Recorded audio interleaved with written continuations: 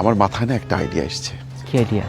শোন, তোর কাছে তো বন্দুক আছে, তোর ভাগ্নের একটা বন্দুক আছে না তোর কাছে? আমরা এখানে ওয়েট করব। রাস্তাটা তো ফাঁকা, শুনশান, লোকজন খুব একটা যায় না। যদি একটা মুরগি পাই তাহলেই হয়েছে।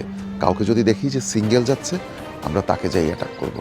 ধর, যদি দেখি যে ভয়টয় পায় না, কিছু দিয়ে দিছে, তাহলে তো হয়েছে। যদি মোটামুটি একটা অ্যামাউন্ট হয় তাহলে তো হবে। আর যদি দেখি মামা একজনের কাছ থেকেই পুরা, তাহলে তো কোনো কথাই নেই। ঠিক আছে। কি যে করি, আম্মুর অপারেশনের টাকাটা এখনো ম্যানেজ করতে পারলাম না। কি বলবো, এই যে আম্মু ফোন দিচ্ছে, কি বলবো আমি ফোনটা ধরে? কিছুই বুঝতে পারতেছি না।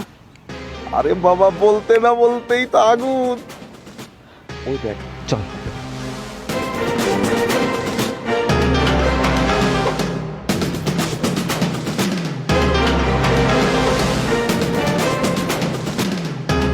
এক্সকিউজ মি, একটু কথা বলতে চাচ্ছিলাম। কলম হবে? কলম? না ভাইয়া, কলম তো নিয়ে আসেন। আরে ওই কলম না, এই কলম, এই কলম, এইটা এইটা এইটা, এই যে এই কলমটা, আরে ভাইয়া, ফোন ফোন নিচ্ছেন কেন? এইটাই এইটাই। আরে শুধু ওটা নিলে হবে, এটাও নে। না না ভাইয়া, প্লিজ শোনেন। বেশি কথা বলবি তো এইখানে ফুটা করে রেখে যাব। প্লিজ ভাইয়া। একদম কথা বলবি না, চুপ। আশেপাশে কেউ নেই।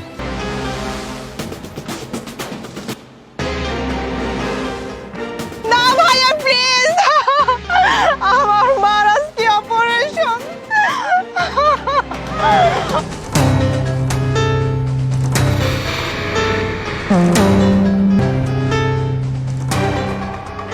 ব্যাগ দেখে মনে হচ্ছে ব্যাগে অনেক কিছুই আছে, অনেক ভারী ভারী মনে হয়। মাল যা হয়েছে আমার মনে হয় ভালোই হয়েছে রে। দোস্ত দেখ কত টাকা। এর মধ্যে যা আছে একদম আমাদের ঘুরে এসেও আরো অনেক টাকা বেঁচে থাকবে। আরে দাঁড়া দাঁড়া, এই সাইডের ব্যাগটা দেখি। না, এখানে তেমন কিছু নেই, এখানে পারফিউম টারফিউম রাখা। দোস্ত মোবাইলটা তো অনেক সুন্দর। দোস্ত মোবাইলে একটা মেসেজ আসছে। আরে দূর রাখ তোর মেসেজ, আগে দেখ এটা দাম কেমন হতে পারে। আরে দেখ না, মোবাইলে একটা মেসেজ আসছে, কি লেখা জানিস?